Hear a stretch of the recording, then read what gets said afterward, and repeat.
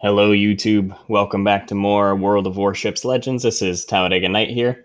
Wanted to do a video today outlining my Myoko cruiser build with Admiral Yamamoto, and just showing a video that outlines how I think it works. He's probably my highest level commander. I have him up to 13 with one legendary. His base trait is increase armor piercing.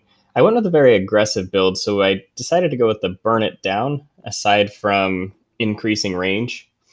And then I went with the igniter, which combined with burn it down just increases our chance of setting a fire by quite a bit. And you can go with these other things, torpedo visibility, all these things. But I really wanted my guns to do the talking for me, like I do in my destroyers. Now this one's a hard choice.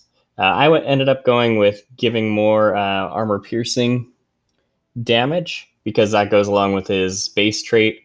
And I find that in the cruisers, you always switch your ammo types constantly. So I felt like there's nothing wrong with going with a build that's kind of in the middle of increasing your AP and HE shells. So for my inspirations, I decided to go with Norman Scott to increase my precision, and then Mr. Fournet for increasing the HE shell damage. So overall, a very aggressive build, centered basically around making my HE and AP shells more efficacious. So we go out to our battle. This is on the map, the Atlantic, and I'll admit I'm not fantastic at this map, especially as you can see with a whole trove of Leanders coming after me. This was, I think, like the first or second day after launch of the higher tier British cruisers. So I went for just kind of going down the side. I'm actually checking out the friendly Leander because I hadn't seen one before. So I'm saying, oh, what does that look like? Actually, pretty cool. And I'll probably do some British cruiser videos on here eventually. So we see an Alba over there, and it's barely within range. So we send out a few shots against it, and he's not really paying attention. Pretty good dispersion. We catch him in the rear quarter, and we set a fire, getting an incapacitation. And that's kind of what this build does: is you'll set a lot more fires than you think this ship ought to set, because that's what we focused our build around. Now I know from my mini map, all of the big ships that were on the side, the battleships, the cruisers, they all decided to go up B. So they're kind of doing an A-B strat. Yet somebody is capturing A, and it has to be a destroyer. Now this I kind of screwed up here. I should have turned my wheel. I thought I had enough time to get in between these first two torpedoes. Obviously, I did not. I failed my torpedo beats there. But I will learn from my mistakes, and we won't let that happen again. So we've got this Fubuki here. Now, Fubukis are very dangerous, annoying ships. They can cause a lot of damage in a short amount of time if left unchecked. So at the very least, in my mind, I'm thinking, okay, if I can keep this guy lit up with my sonar and get him off the map, even if I traded my entire cruiser for it, it could still kind of be worth it. Not really, because this is a tier 6 and a tier 5 match, but at least I wanted, if I was going to die from a bunch of torpedoes, I wanted to get him off the map. So now we'll skip forward. In the interim, there was some long-range salvos happening between some cruisers, and I was mostly hanging out behind the island. But we'll skip forward to where we get into a battle with this Leander. Now, I'm really scared right now. I'm fairly sideways to him, so I want to get angled in, so we fishtail a little bit. Now, the whole goal is to try and be, at 45-degree angle or more. And I actually saw my friendly ship coming in, so I turned broadside again, and I thought, oh man, here I'm going to get it. But luckily, I was able to duck behind the island in time. So I hit the brakes as fast as I can, and I'm debating whether or not I want to try and boost back and catch him as he's coming down to the island. But I pull out my torpedo indicator to figure out which way he's going, and he's actually turning with his other Leander to try and get onto the, what would that be, the east side of the island. Now, I'm spotted by plane, which is no good, so I immediately start turning south, and I send these torpedoes out against this guy in case he wants to do a suicide run straight forward. Unfortunately, he feels like hanging out up there, which is fine. We've got the high explosive loaded. He's angled to us, so that is the perfect ammunition type for this engagement.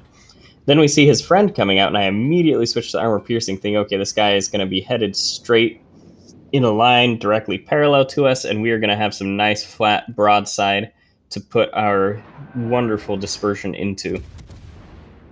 So we send out. He is playing with his brakes pretty well. Now, the only problem with playing with your brakes as hard as he's doing there is you end up pretty much completely stopped. And so we get 2 citadels and put him out of his misery. Now, his friendly Leander smokes up and goes undetected. And again, we were in a pretty dangerous situation there. We're probably showing a lot more broadside than we ought to have. But it ended up being okay because, kind of like what they were doing, we were playing with our speed. For modifications, I actually have the speed mod and the concealment mod in, and those are usually my go-to. They seem to work. So we go around the island. We have a team of 3 of us pushing up on this Leander. Obviously, we can't see him. He's in the smoke. And we get a spot. He is angled away from us, so we don't really get a good target for our AP shells. And we're basically just chasing up the map. Now, we outnumber the enemy right now really well, 5-2. So we're actually in a very good position in this game, but they hold 2 of the caps. And that's always a dangerous situation. So we have to get one of the caps back. Not that we have to, but like if they ran away, then we didn't take any of the caps, I think we still probably would have won. It would have been close. But you just always want to be bringing in more points than the enemy, obviously. So my friends and I are going to push up through this cap while we've got him on the run and try and move forward and take him out. So we've got this Leander left, and then I believe it's a Scharnhorst far to the north of us. So as we're moving into the cap, we see that we're going to get a shot at him between these islands. Unfortunately, our guns are not pointed in the best direction, and we don't have the optimum shells loaded. It would have been nice to have an armor-piercing salvo right there. We might have put him out of his misery. But we're taking the cap. He's running behind the island. I was turning a bit hard and didn't get that last shot off, and basically sent those shells in frustration. So at this point, I know that there's a big battleship heading south, and I don't just want to shoot into open water being straight sideways to it, because if you've played cruisers long enough, you know that's a recipe for deletion. So I'm kind of just hanging out, pointing straight at where I know the enemy is going to be. And again, our guns are pointed the wrong direction. So we'll just take the time, and I'm staying undetected, staying behind the island.